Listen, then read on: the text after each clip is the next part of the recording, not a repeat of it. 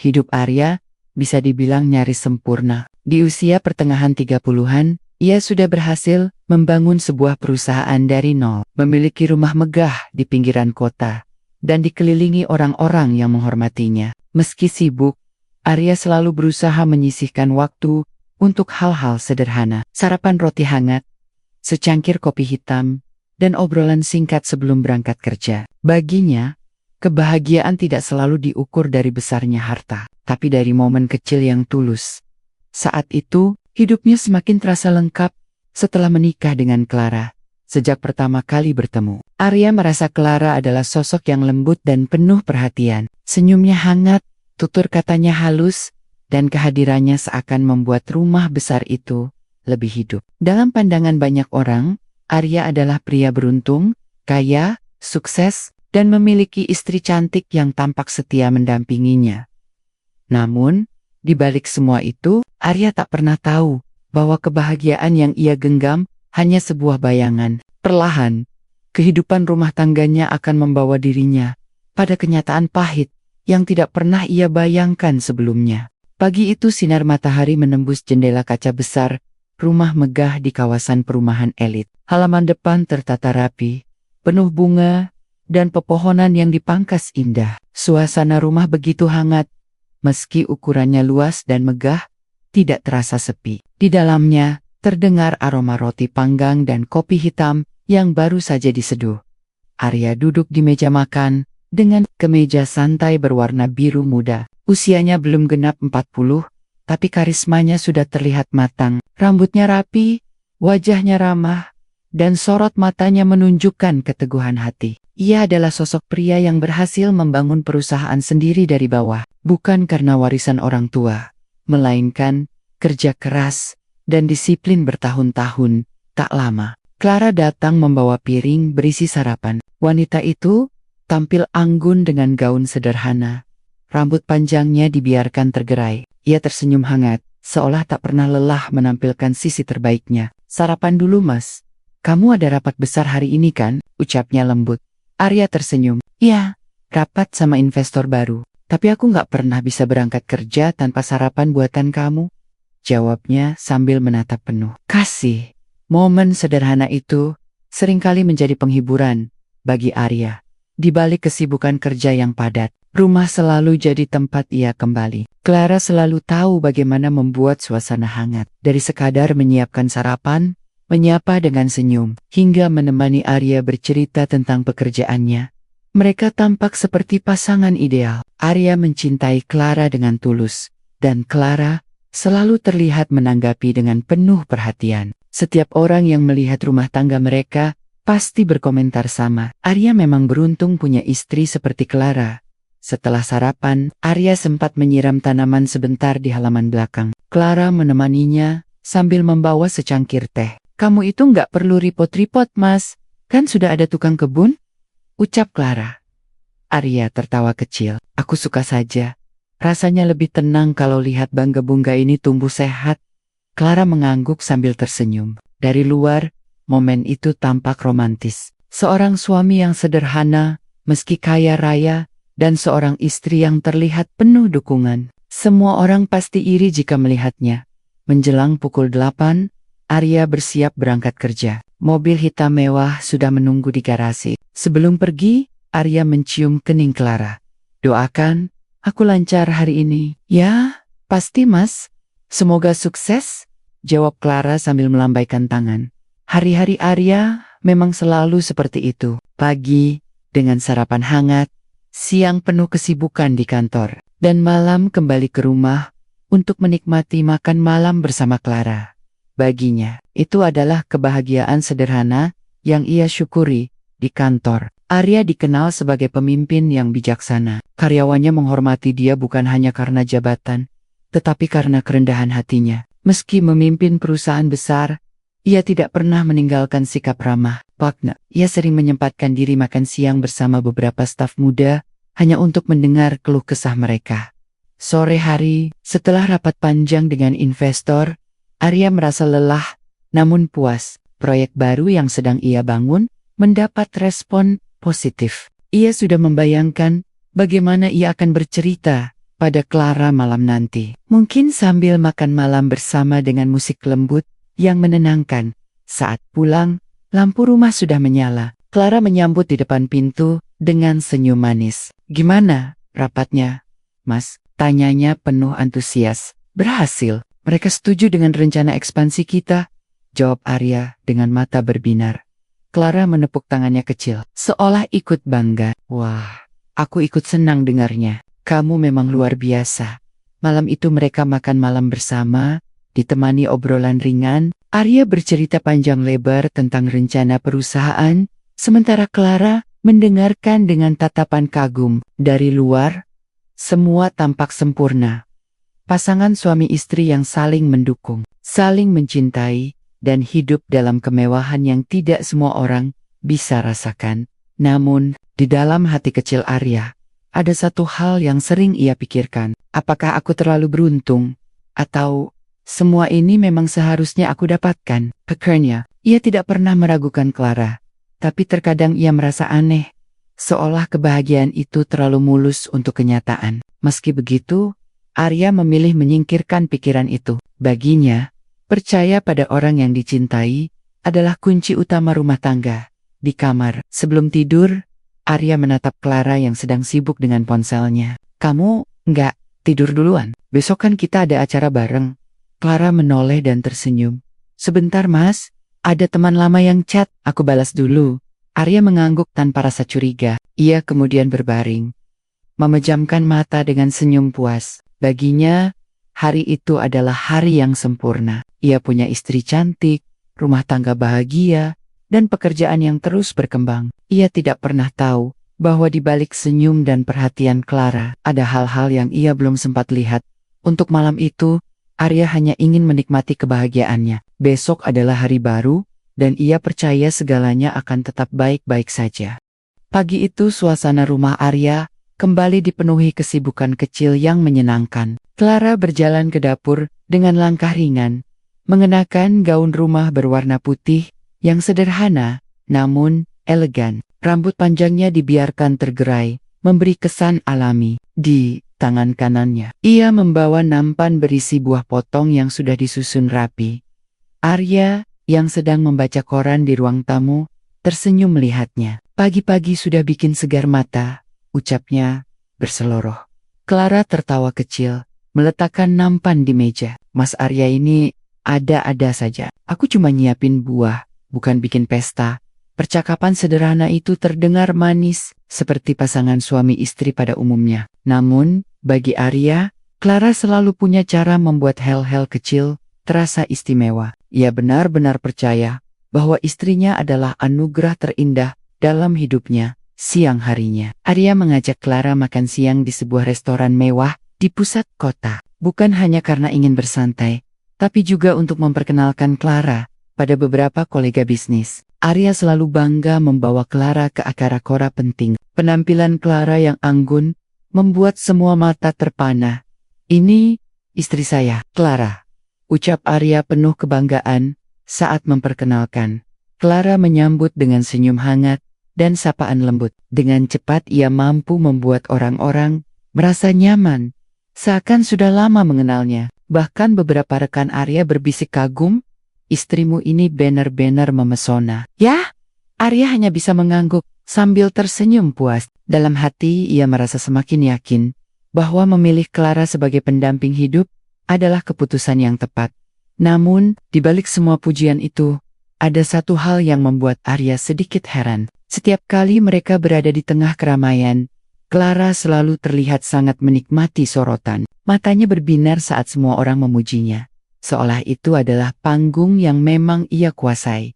Sepulang dari restoran, di dalam mobil, Clara sempat bergumam, "Mas, restoran tadi bagus." "Ya, aku jadi kepikiran, gimana kalau kita juga punya properti seperti itu? Punya restoran sendiri kan lumayan buat investasi." Arya menoleh sekilas, sedikit terkejut. "Restoran? Kita kan sudah ada banyak usaha. Kamu nggak bosan mengurus semua itu?" Clara tersenyum tipis. "Bukan soal bosan, Mas. Aku cuma ingin kita punya sesuatu yang lebih besar. Biar orang tahu kalau kita bukan sekadar kaya, tapi benar-benar berpengaruh." Arya terdiam. Ia tidak menyangka Clara bisa memikirkan hal sejauh itu. Bagi Arya, kekayaan dan pencapaian bukanlah sesuatu yang perlu ditunjukkan berlebihan. Tapi bagi Clara, tampaknya pencapaian akan terasa sempurna jika dilihat dan diakui banyak orang. Beberapa hari kemudian, Arya mengajak Clara menghadiri acara amal perusahaan. Di sana, banyak tamu penting hadir, pengusaha, pejabat, hingga tokoh masyarakat. Clara tampil menawan dengan gaun elegan berwarna merah marun. Malam itu, ia jadi pusat perhatian. Banyak tamu yang memuji Arya, bukan hanya karena keberhasilannya mengadakan acara, tetapi juga karena istrinya yang begitu memikat. Clara pandai berbicara, ramah, dan selalu tahu kata-kata yang tepat untuk menarik simpati. Ia bahkan lebih sering jadi bahan pembicaraan daripada Arya sendiri.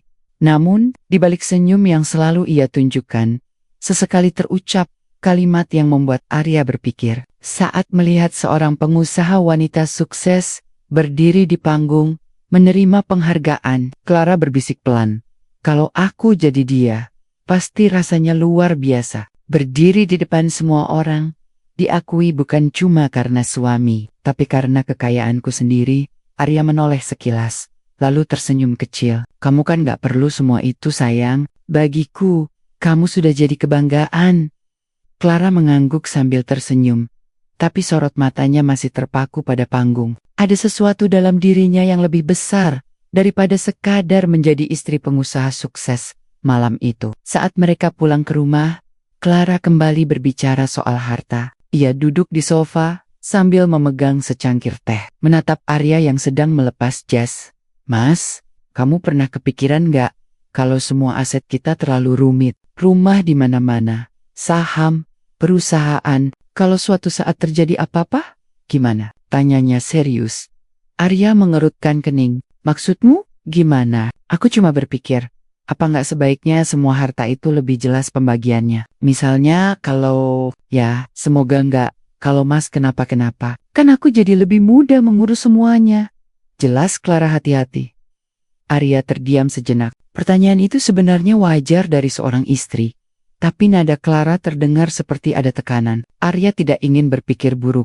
Jadi ia hanya tersenyum. Tenang saja, semua sudah ada aturannya. Aku juga sudah siapkan pengacara buat hal-hal seperti itu. Clara mengangguk pelan, tapi ekspresinya sulit ditebak. Malam itu, Arya sempat teringat lagi yukipan-yukapan Clara tentang restoran, tentang ingin diakui, tentang pembagian harta. Semua itu mungkin wajar, pikir Arya. Namun, ada perasaan halus yang mulai muncul di hatinya. Rasa bingung, bercampur heran. Mengapa Clara begitu sering menyinggung soal harta dan warisan? Di sisi lain, Arya tetap berusaha menyingkirkan pikiran buruk itu. Ia menatap Clara yang tengah sibuk menyisir rambut di depan cermin. Cantik, anggun, dan terlihat begitu sempurna. Mungkin aku saja yang terlalu sensitif, batinnya. Arya pun berbaring, mencoba tidur dengan pikiran yang ia paksa tenang. Malam itu berakhir dengan kehangatan semu, yang bagi Arya masih tampak sebagai kebahagiaan nyata. Ia sama sekali belum menyadari bahwa di balik pesona dan perhatian Clara, ada sesuatu yang perlahan tumbuh. Ambisi besar, yang bisa meruntuhkan rumah tangganya kelak. Sabtu pagi itu, Arya duduk santai di teras rumah, dengan secangkir kopi di tangan. Udara masih segar, burung-burung berkicau di pepohonan, dan jalanan kompleks masih sepi. Ia baru saja membuka halaman kedua koran, ketika suara bel pintu berbunyi. Mas, kayaknya ada tamu, kata Clara, dari dalam rumah. Arya bangkit, dan membuka pintu. Wajahnya langsung berbinar, begitu melihat sosok pria berperawakan tinggi, dengan senyum lebar, berdiri di depan pagar. Bima, astaga, sudah lama banget, kamu nggak main ke sini?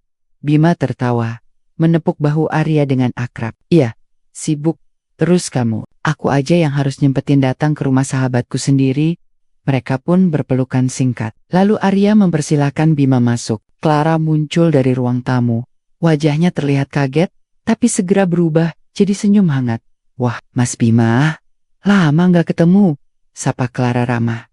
Bima mengangguk, sambil tersenyum sopan. Clara, makin cantik aja sekarang. Arya beruntung sekali. Clara tersipu kecil. Sementara Arya hanya tertawa. Jangan bikin aku cemburu, Bim. Suasana pagi itu penuh keakraban. Mereka bertiga duduk bersama di ruang tamu, membicarakan hal-hal ringan, pekerjaan, kabar lama, hingga masa-masa kuliah dulu. Bima memang sahabat Arya sejak masih duduk di bangku SMA. Mereka pernah jatuh bangun bersama, saling membantu saat susah. Bahkan pernah bekerja di tempat yang sama sebelum Arya mendirikan perusahaan sendiri. Kalau nggak ada Bima, mungkin aku nggak sampai di titik ini, ucap Arya dengan tulus. Bima menepuk bahunya. Ah, jangan berlebihan. Kamu sukses karena kerja kerasmu sendiri. Aku cuma ikut di perjalananmu. Namun, dari cara Bima menatap Clara, ada sesuatu yang samar. Tatapannya sering lebih lama dari yang seharusnya, meski ditutupi dengan senyum ramah. Clara pun beberapa kali menanggapi obrolannya dengan antusias, seolah sudah sangat akrab. Arya tidak merasa aneh sedikit pun, karena ia percaya penuh pada keduanya. Menjelang siang, Arya mengajak Bima makan siang bersama di luar. Mereka bertiga pergi ke sebuah restoran favorit Arya. Di meja makan, suasana kembali hangat. Bima pandai melontarkan humor, membuat Clara tertawa berkali-kali. Arya ikut tertawa, tanpa sedikit pun merasa terganggu. Mas, enak juga ya, kalau sering makan bertiga begini, ujar Clara sambil tersenyum. Arya mengangguk. Iya, aku juga senang. Rasanya kayak dulu lagi, waktu kita sering nongkrong bareng. Bima hanya tersenyum, menyesap minumannya pelan. Sepulang dari restoran, mereka duduk di ruang keluarga. Clara sempat pamit sebentar ke kamar untuk mengambil sesuatu, meninggalkan Arya dan Bima berdua. Jadi gimana bisnis kamu, Bim? Masih lancar? Tanya Arya. Bima menghela napas. Jujur, agak seret belakangan ini. Persaingan makin ketat, modal juga pas-pasan. Kadang aku iri sama kamu. Ya, lihat rumah ini. Perusahaanmu berkembang pesat, tapi aku masih gini-gini aja. Arya menatapnya dengan tulus. Jangan iri, Bim. Kamu sahabatku, dan aku selalu siap bantu. Kalau butuh tambahan modal, bilang aja, kita bisa kerja sama.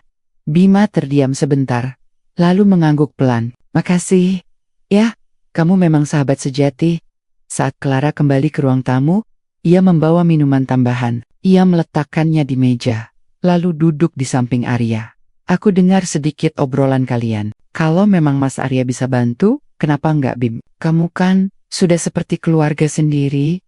Bima tersenyum. Iya, terima kasih banyak Clara. Percakapan itu tampak wajar bahkan hangat. Namun di balik kata-kata sederhana itu, ada sesuatu yang mulai terbentuk. Bima merasa mendapatkan tempat istimewa di rumah tangga Arya. Clara pun tidak keberatan, menunjukkan sikap ramah berlebihan. Malamnya, setelah Bima pulang, Arya dan Clara berbincang di kamar. Aku senang Bima datang hari ini. Rasanya seperti reuni kecil, kata Arya. Clara hanya tersenyum samar sambil menyisir rambut di depan cermin. Iya, dia memang menyenangkan. Orangnya humoris, gampang bikin nyaman. Arya tertawa kecil, makanya dia sahabat terbaikku. Clara menoleh, lalu mendekat ke ranjang. Mas, kamu sadar nggak? Kamu beruntung banget punya sahabat kayak dia. Banyak orang kalau sudah sukses, lupa sama teman lama. Tapi Bima masih setia.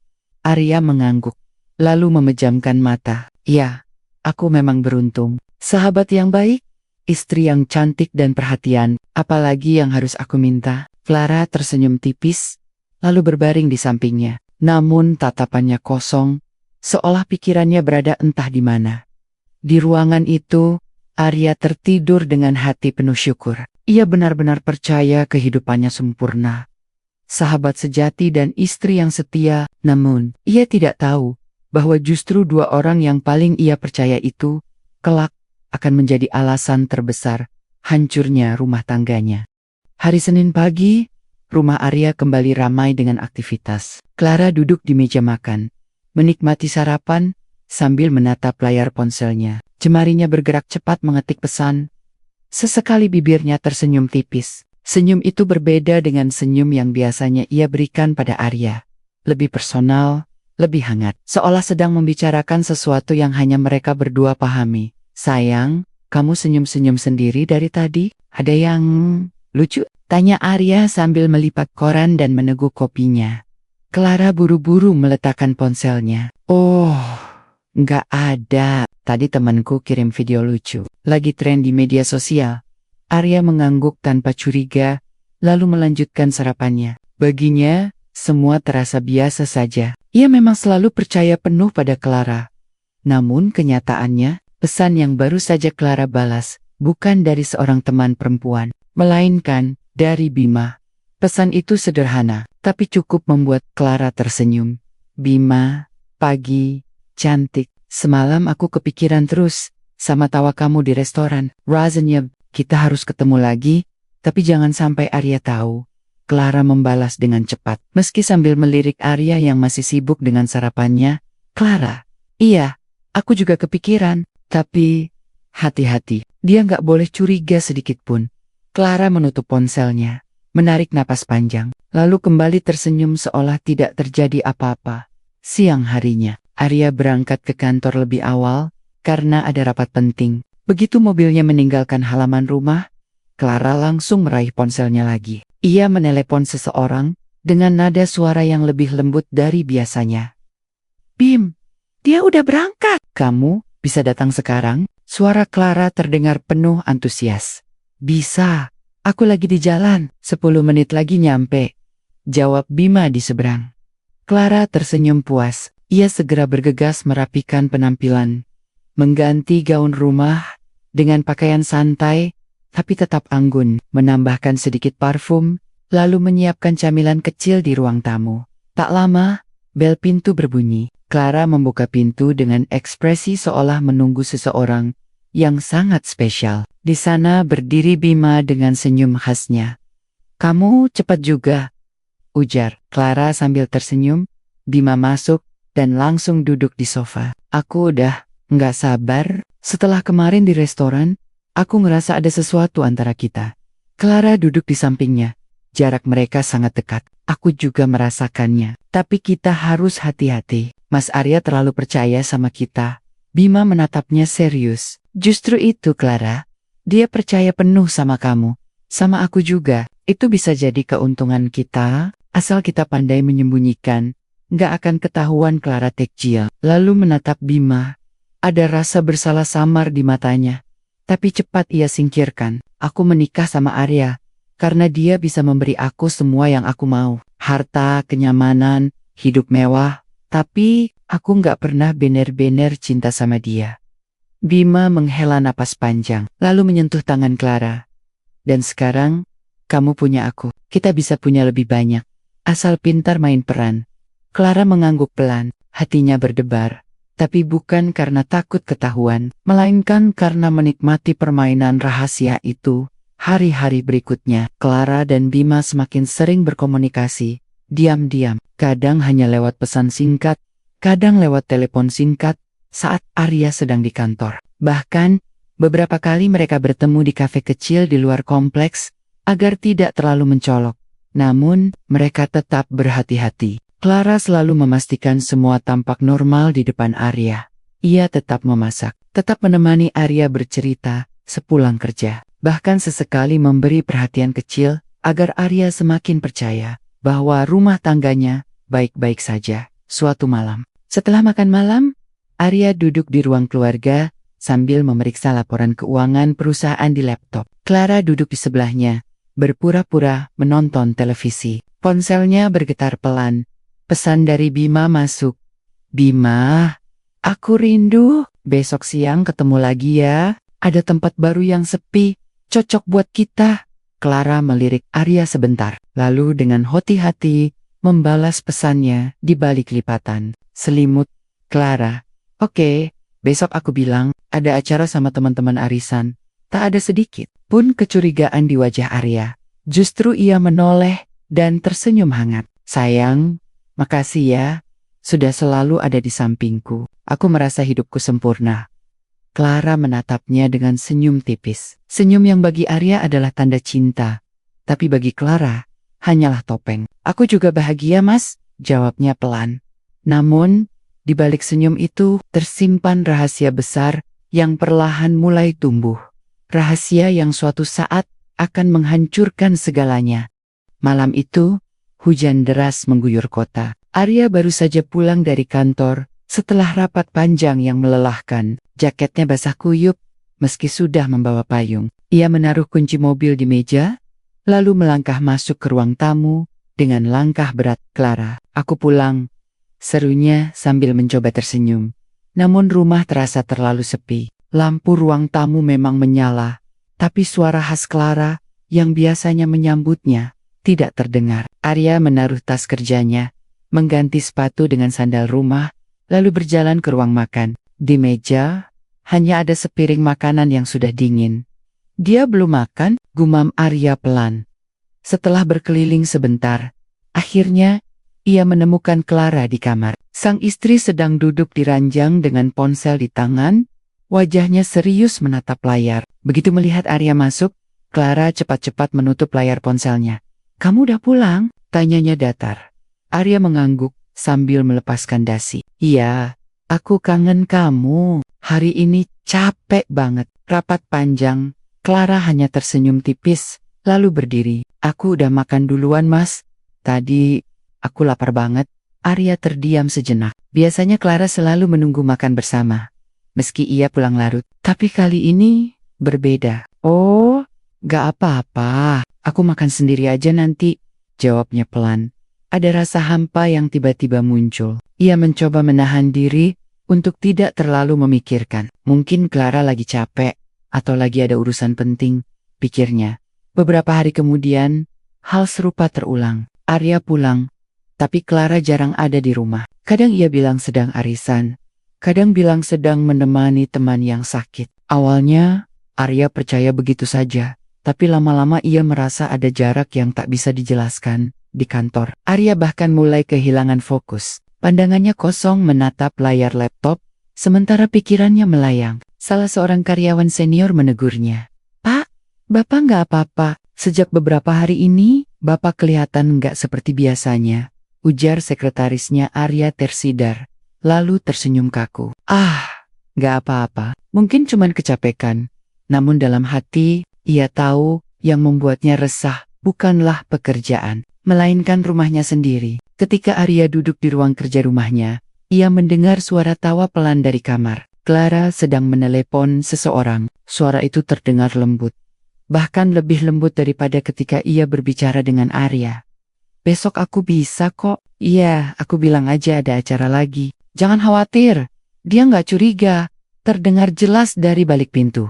Arya berdiri, hendak mengetuk pintu kamar, tapi kakinya terhenti. Ada rasa ragu yang menahan dirinya. Ia mencoba berpikir positif. Mungkin itu temannya. Jangan suudzon sama istri sendiri. Namun, luka kecil itu mulai terbuka. Meski tak terlihat, ia perlahan merasakan sakitnya keesokan harinya. Arya mencoba berbicara. "Sayang, akhir-akhir ini kamu sering pergi. Ada yang kamu sembunyikan dariku?" tanyanya hati-hati saat sarapan. Clara menatapnya cepat, lalu tertawa kecil. "Mas, jangan aneh-aneh. Aku cuma sibuk sama kegiatan perempuan biasa aja. Masa aku harus laporan setiap menit?" Arya menandok, mengaduk kopi di cangkirnya. "Aku cuman khawatir, aku takut kamu kecapekan." Clara menyentuh tangannya sebentar, tapi tanpa kehangatan yang tulus. "Aku baik-baik aja, jangan terlalu khawatir." Percakapan berhenti di situ, tapi hati Arya tak kunjung tenang. Suatu malam, ketika Arya pulang lebih awal, ia melihat Clara duduk di ruang tamu, sambil tertawa kecil di depan ponsel. Begitu menyadari kehadiran Arya, ia buru-buru menutup panggilan video itu. "Siapa tadi?" tanya Arya lembut. "Oh, cuma teman arisan. Lagi cerita luku-lukern," jawab Clara cepat. Arya mengangguk pelan. Meski hatinya terasa perih, ia memilih diam, tidak ingin memperpanjang pertanyaan. Di kamar, saat ia menatap wajah Clara yang sedang tidur, ada perasaan yang sulit dijelaskan. Ia benar-benar mencintai istrinya, tapi mengapa ia merasa seolah cintanya tidak pernah kembali dengan ketulusan yang sama? Arya bangun dini hari, duduk di ruang kerja sendirian. Lampu meja menyala redup, dan selembar kertas kosong ada di depannya. Ia menulis sebuah kalimat pendek. "Apakah aku terlalu percaya?" Kertas itu diletakkan di laci, tersembunyi. Ia menatap keluar jendela. Hujan kembali turun malam itu. Di balik rasa sayang yang besar, ada luka yang mulai tumbuh. Meski tak terlihat di permukaan, luka yang suatu saat bisa merobek semua kebahagiaan yang selama ini ia bangun. Pagi itu, suasana rumah tampak biasa saja. Clara sibuk memilih baju di depan cermin, sementara Arya duduk di kursi ruang ganti, mengamati istrinya yang tampak cantik seperti biasa. Namun ada sesuatu yang berbeda. "Sayang, kamu mau kemana sih? Pagi-pagi udah dandan segini heboh?" tanya Arya sambil tersenyum, mencoba terdengar ringan. Clara menoleh sebentar, lalu menjawab santai, "Ada arisan. Teman-teman minta kumpul agak pagi, biar sekalian brunch." Arya mengangguk, meski dalam hatinya ada sedikit ganjalan. Belakangan ini, kata arisan, terlalu sering keluar dari mulut Clara, seolah menjadi alasan utama untuk pergi. Saat Clara pergi, Arya duduk sendirian di ruang tamu. Matanya terpaku pada sebuah tas kecil yang tertinggal di sofa. Ia hendak memindahkannya ke meja, tapi saat tangan menyentuh resleting yang terbuka, tanpa sengaja matanya menangkap sesuatu. Sebuah struk belanja restoran.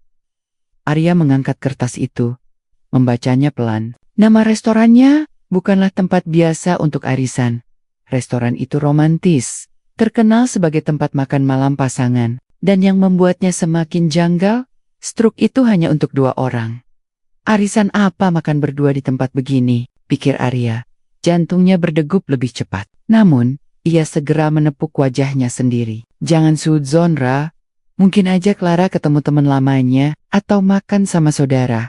Beberapa hari setelah itu, saat Arya pulang larut malam, ia menemukan sesuatu yang lebih aneh lagi. Di atas meja kerja Clara, ada tagihan kartu kredit. Ia tidak pernah benar-benar memperhatikan pengeluaran istrinya, karena baginya, uang bukan masalah. Tapi kali ini, matanya terpaku pada jumlah yang besar, pembelian perhiasan, pakaian mewah, dan beberapa transaksi hotel. Gumamnya pelan, alisnya berkerut.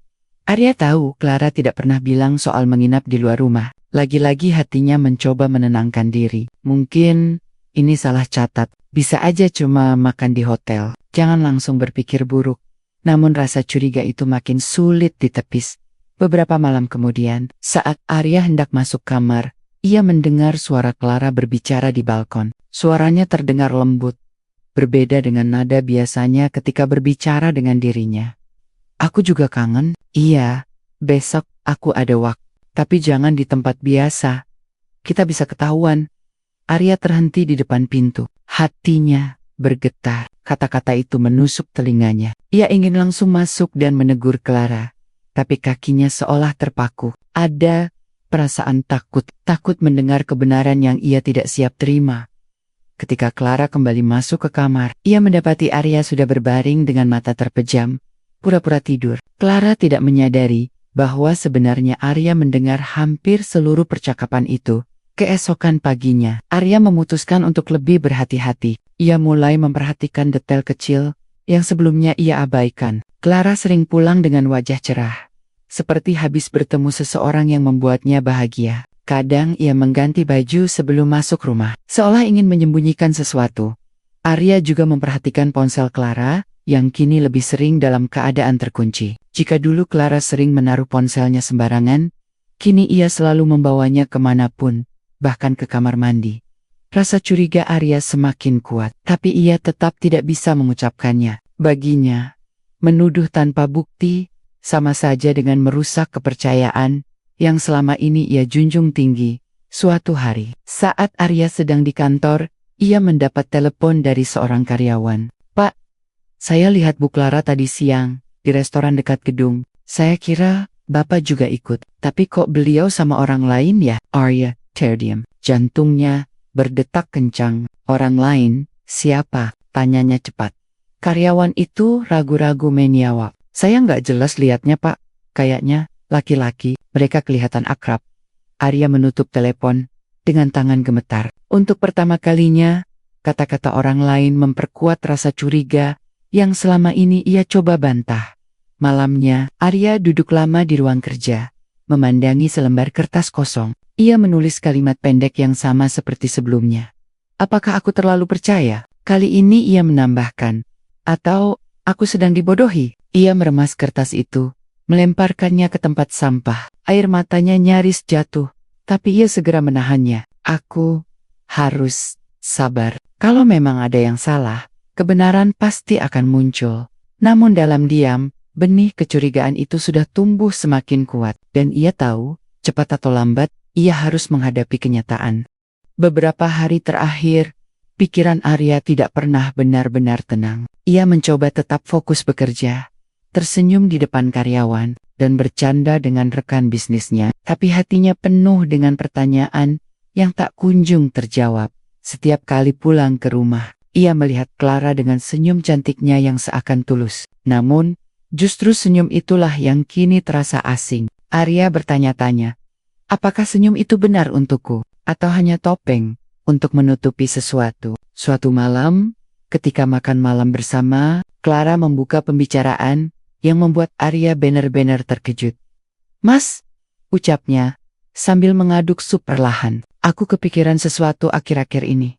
Arya menoleh, mencoba menyembunyikan kegelisahannya. "Apa itu sayang?" Clara menatapnya lembut, seolah penuh perhatian. "Mas kan sering sakit belakangan ini. Aku khawatir kalau nanti amit-amit ya, Mas kenapa-kenapa. Gimana dengan aku? Gimana dengan hidupku?" Arya meletakkan sendoknya, jantungnya berdetak kencang. "Maksudmu?" Clara menarik napas panjang, lalu melanjutkan dengan suara hati-hati, "Aku cuma ingin lebih tenang. Kalau Mas bisa bikin surat wasiat atau surat pernyataan kepemilikan, aku jadi lebih merasa aman. Aku kan cuma istri Mas, aku nggak ngerti bisnis. Kalau tiba-tiba Mas pergi, aku bisa kehilangan segalanya."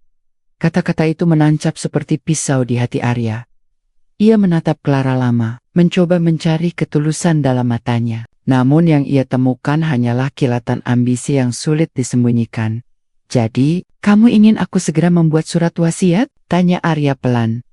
Clara tersenyum, lalu menggenggam tangannya. "Bukan berarti aku pengen Mas cepat pergi. Aku cuma pengen merasa aman aja. Bukankah itu wajar untuk seorang istri?" Arya mengangguk pelan, pura-pura paham. Dalam hatinya, ia menelan pahit. Malam itu ia tak banyak bicara lagi. Beberapa hari kemudian, Arya menemui seorang notaris langganannya. Mereka berbicara di ruangan tertutup, hanya berdua. "Pak Arya, apakah Bapak serius ingin membuat wasiat seperti ini?" tanya sang notaris dengan nada ragu, setelah membaca draft yang diberikan Arya. Arya tersenyum tipis. "Saya serius, tapi ini jangan sampai ada yang tahu. Enggaps, ini percobaan." Notaris itu mengangguk. "Baik Pak, jadi Bapak ingin membuat dua dokumen berbeda. Satu dokumen asli, satu dokumen yang sifatnya, katakanlah, palsu." "Ya," jawab Arya mantap. "Yang asli nanti akan saya serahkan ke pihak yang saya percaya. Yang satunya lagi, saya biarkan diakses Clara. Saya ingin tahu apa yang sebenarnya ada di hatinya." Sang notaris sempat diam beberapa saat sebelum mengangguk setuju. "Baik Pak, saya akan siapkan semuanya sesuai permintaan." Malamnya, Arya pulang ke rumah dengan wajah letih. Tapi kali ini, ada tekad baru di hatinya. Ia sudah memutuskan. Ia tidak akan lagi terus-terusan menjadi korban dari kebohongan yang mungkin sedang dimainkan. Clara menyambutnya dengan senyum manis, seperti biasa. "Mas, kelihatan capek banget." "Rapat, Pak." Arya hanya mengangguk sambil tersenyum tipis. "Iya, rapat panjang. Oh iya, aku juga udah bikin janji sama notaris." "Aku pikir-pikir, ada benarnya juga ucapan kamu kemarin soal wasiat itu." Mata Clara berbinar sesaat. "Maksud Mas Ben Oren?" Arya meneguk air putih, lalu menjawab dengan nada datar. "Iya, aku nggak mau kalau suatu hari aku pergi, kamu jadi susah. Jadi aku putuskan untuk segera buat surat wasiat." Clara menahan senyum bahagia, tapi ia berusaha tetap terlihat tenang. "Makasih Mas, aku jadi lebih lega dengarnya." Arya memperhatikan reaksi istrinya dengan hati-hati. Di balik sikap lembut itu, ia bisa merasakan ada sesuatu yang tidak sepenuhnya tulus. Beberapa hari kemudian, surat wasiat palsu itu selesai dibuat. Isinya sikanikan seluruh aset perusahaan, rumah, dan rekening bank akan jatuh ke tangan Clara jika Arya meninggal. Arya sengaja meletakkan dokumen itu di laci meja kerjanya, di tempat yang mudah ditemukan. Ia tahu Clara punya kebiasaan memeriksa dokumen-dokumennya diam-diam. Arya ingin melihat reaksi istrinya jika suatu saat menemukan surat itu. Dan benar saja, suatu sore, ketika Arya berpura-pura tertidur di ruang kerja, Clara masuk dengan langkah hati-hati. Ia membuka laci, menemukan map berisi dokumen, lalu membacanya dengan mata berbinar. "Semua jadi milikku," bisik Clara dengan suara nyaris tak terdengar. Senyumnya merekah puas Arya yang pura-pura tidur mencatat setiap gerakan itu dalam hatinya. Ia tahu, inilah bukti nyata yang ia butuhkan. Malam itu, Arya berbaring di ranjang dengan pikiran yang campur aduk. Ia merasa hancur, kecewa, marah, sekaligus lega. Setidaknya kini ia tahu siapa sebenarnya Clara di dalam hati. Ia berjanji, jika dia hanya mencintaiku karena harta, maka aku akan buat dia merasakan bagaimana rasanya kehilangan segalanya. Musim hujan belum berakhir. Malam itu, suara petir menggema dan hujan mengguyur deras. Arya duduk di ruang kerjanya, menatap layar komputer dengan wajah pucat. Sejak beberapa minggu terakhir, tubuhnya terasa semakin lemah. Batuknya tak kunjung hilang, kepala sering pusing, dan nafasnya pendek. Clara masuk membawa segelas teh hangat. "Mas, kamu kenapa? Kok makin kelihatan pucat?" tanyanya. Meski nada suaranya terdengar lebih seperti basa-basi ketimbang kepedulian. Arya tersenyum tipis. "Mungkin kecapekan. Besok aku mau ke dokter." Clara mengangguk pelan, tapi matanya terlihat mengamati dengan tajam, seolah sedang menimbang sesuatu. "Iya, Mas, kamu harus jaga diri. Jangan terlalu dipaksakan kerja terus." Namun saat Arya menunduk, Clara sempat menoleh ke ponselnya. Ada pesan masuk dari Bima. "Bima, kalau dia makin sakit, itu kesempatan kita. Semakin cepat, semakin baik." Clara menggenggam ponselnya erat. Jantungnya berdebar. Ia lalu menoleh pada Arya, yang sudah kembali tenggelam di balik kertis-kertis laporan. Senyum samar muncul di wajahnya. Keesokan harinya, Arya benar-benar jatuh pingsan di kantor. Karyawan panik membawanya ke rumah sakit. Dokter menyarankan Arya untuk banyak istirahat, mengingat kondisi tubuhnya menurun drastis akibat kelelahan dan stres. Clara datang tergesa-gesa. Wajahnya dibuat panik. "Mas, astaga, kenapa kamu bisa sampai kayak gini?" Arya berusaha tersenyum, meski wajahnya pucat. "Aku cuma terlalu capek, jangan khawatir. Aku bisa sembuh." Clara menggenggam tangannya sebentar. "Kamu jangan bikin aku takut. Kamu janji harus kuat ya." Namun begitu dokter keluar, dan Arya kembali terlelap. Clara menyandarkan tubuh di kursi, menatap suaminya yang tertidur. Wajahnya bukan lagi wajah cemas, melainkan wajah penuh pikiran. Kalau dia benar-benar nggak kuat, bukankah semua ini akan jadi milikku? Malam itu, Clara keluar dari rumah sakit dengan alasan membeli makanan. Nyatanya, ia bertemu Bima di parkiran. "Kamu lihat sendiri kan, dia makin lemah," bisik Clara.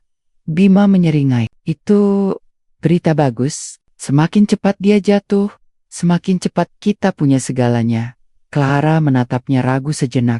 "Tapi, kalau dia tahu aku terburu-buru, bisa-bisa malah curiga." Bima mendekat, menatap mata Clara dengan penuh keyakinan. "Dia terlalu percaya sama kamu. Lagi pula, bukannya dia udah bikin wasiat? Aku dengar semua atas nama kamu kan?" Clara tersenyum kecil. Hatinya bergejolak. "Iya, aku sudah lihat, semua akan jadi milikku." Mereka tidak menyadari, ada seorang perawat yang kebetulan lewat dan memandang mereka dengan alis terang. Meski tidak jelas mendengar percakapan, ekspresi mereka sudah cukup mencurigakan. Hari-hari berikutnya, kondisi Arya tidak banyak membaik. Ia lebih sering berbaring, tubuhnya semakin lemah. Clara tetap memainkan perannya dengan baik di depan Arya, membawa makanan, menemaninya membaca, bahkan menyeka keringatnya. Namun, di balik semua itu, ia juga semakin berani berkomunikasi dengan Bima. Suatu malam, Arya yang terbaring di ranjang mendengar suara samar dari ruang tamu. Clara sedang berbicara di telepon. "Aku nggak tahu berapa lama lagi, tapi kalau aku lihat dari kondisinya, mungkin nggak lama." "Iya, aku sabar. Begitu waktunya tiba, semua akan selesai." Arya membuka matanya perlahan, Jantungnya berdebar. Kata-kata itu jelas ditujukan bukan untuk dirinya. Ia merasakan ada sesuatu yang sangat salah, tapi tubuhnya terlalu lemah untuk langsung bangkit dan menegur. Keesokan paginya, Arya berpura-pura tidak mendengar apapun. Namun di dalam hatinya, ia tahu Clara sudah menunjukkan wajah aslinya. Di ruang kerja, ia menatap map berisi surat wasiat palsu, senyum getir muncul di wajahnya. Kalau benar, hanya itu yang dia tunggu, maka aku akan pastikan dia mendapat pelajaran. Namun konflik makin memanas ketika Bima semakin sering datang ke rumah dengan alasan menjenguk Arya. Di depan Arya, Bima bersikap ramah, penuh perhatian. Tapi ketika Arya tidak melihat, tatapan Bima dan Clara penuh makna terselubung. Suatu sore, saat Arya tertidur di kursi, ia setengah sadar mendengar Clara dan Bima berbicara di dapur. "Kamu yakin dia nggak akan curiga?" bisik Bima. "Tenang, dia nggak tahu apa-apa. Lagi pula dia terlalu sakit untuk mikirin hal lain," jawab Clara. Arya terbangun perlahan. Tubuhnya lemah, tapi telinganya bekerja dengan baik. Setiap kata yang keluar dari mulut mereka semakin meneguhkan hatinya. Pengkhianatan ini nyata. Malamnya, Arya duduk sendirian di ruang kerjanya. Ia menatap cermin di depannya. Wajahnya pucat, matanya cekung, namun senyum samar terlukis di bibirnya. "Kalau memang mereka berharap aku cepat mati, maka aku akan berikan kematian. Tapi bukan kematian untukku, melainkan kematian bagi topeng mereka." Dengan tangan gemetar, ia menuliskan rencana lanjutan di selembar kertas. Sebuah rencana yang akan mengguncang hidup Clara dan Bima. Hujan deras mengguyur kota malam itu. Di rumah sakit, Clara duduk di samping ranjang Arya yang semakin pucat. Dokter sudah memperingatkan, kondisi Arya kian memburuk. Clara menatap suaminya dengan wajah dibuat-buit penuh cemas. Padahal di dalam hatinya, ia seperti sedang menghitung mundur. Sebuah momen besar sebentar lagi. Semua ini akan jadi milikku. Arya membuka mata perlahan, menatap Clara.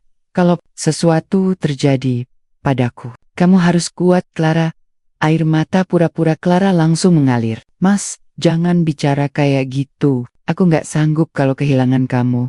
Arya tersenyum samar. "Semua sudah aku siapkan. Jangan khawatir."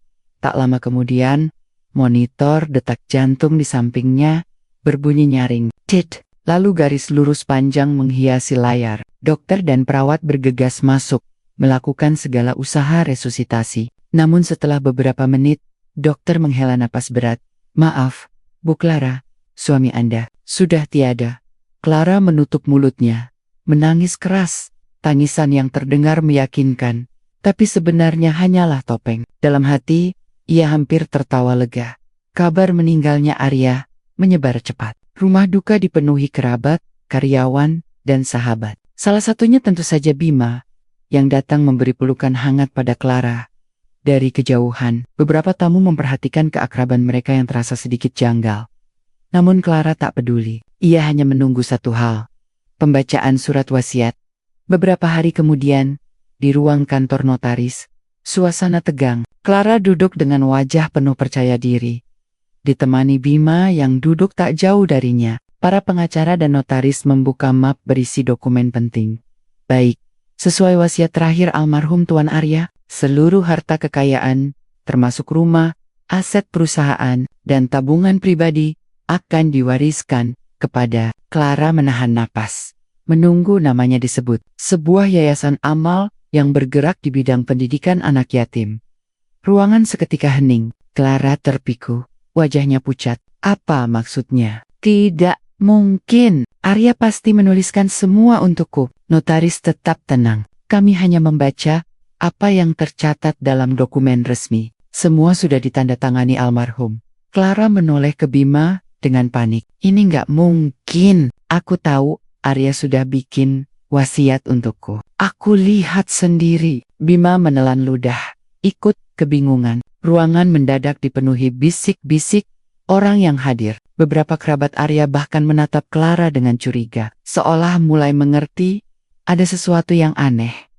Clara mencoba berdiri, suaranya meninggi. "Tidak, pasti ada kesalahan.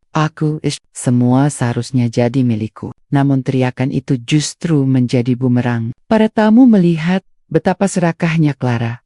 Seorang kerabat Arya berkata lantang, "Bukannya seharusnya kamu berduka? Kenapa kamu lebih sibuk soal harta?" Clara membeku, lalu melirik Bima dengan gelisah. Bima sendiri tak bisa berbuat apa-apa selain menenangkan Clara, yang justru semakin memperlihatkan hubungan gelap mereka di depan orang banyak.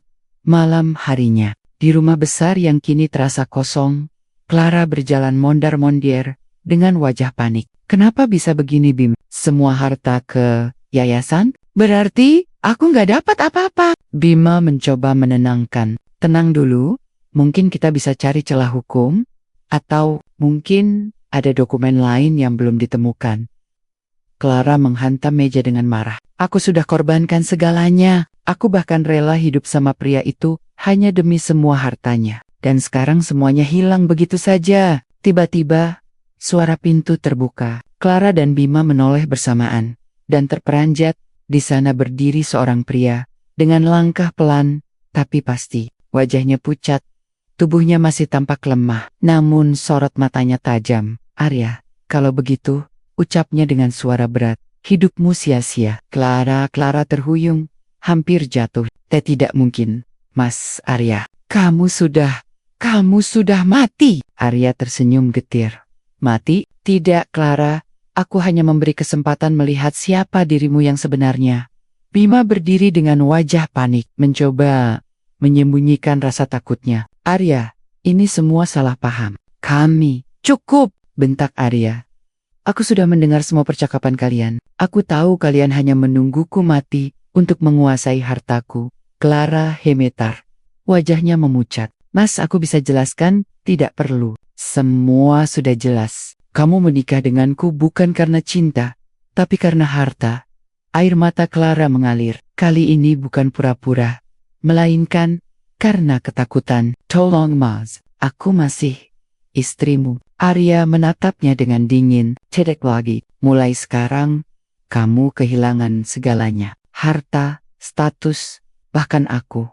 Clara jatuh terduduk, menangis histeris. Bima mundur perlahan, mencari cara untuk kabur. Namun Arya sudah lebih dulu menatapnya tajam. "Kau juga, Bima. Aku percaya padamu sebagai sahabat, tapi ternyata kau pengkhianat." Bima terdiam, tak sanggup berkata apa-apa. Arya kemudian melangkah pergi, meninggalkan keduanya dalam kebingungan dan ketakutan. Di luar rumah, suara hujan semakin deras, seolah menutup semua rahasia yang akhirnya terbongkar.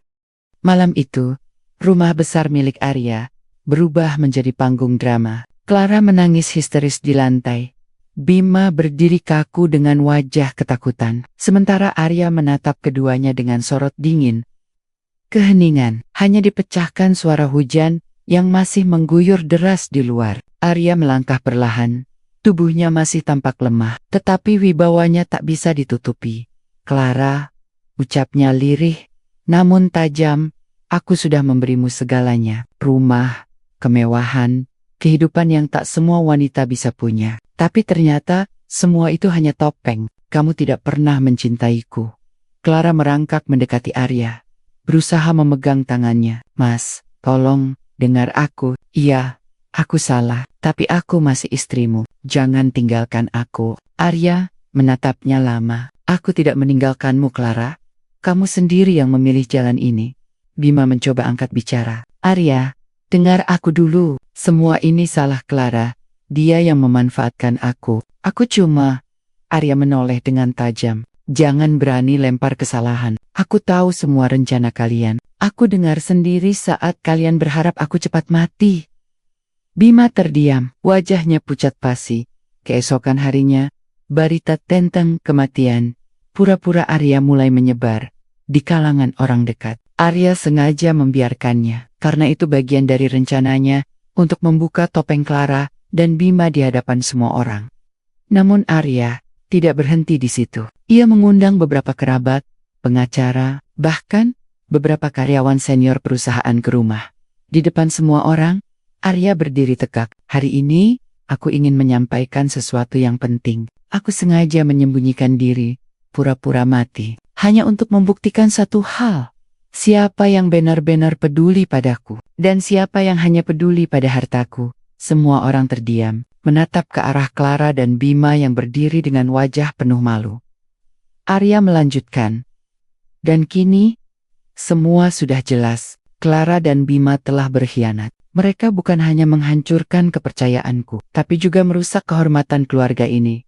Bisik-bisik langsung memenuhi ruangan. Beberapa kerabat menatap Clara dengan jijik. Sebagian lagi menggeleng kecewa. Clara berusaha bicara, air matanya deras. Mas, aku mohon, jangan lakukan ini di depan orang banyak. Aku memang salah, tapi aku masih mencintaimu. Arya menatapnya dalam-dalam. Cinta? Kalau benar cinta, kamu tidak akan berdoa, aku cepat mati. Clara terdiam, tak bisa membantah.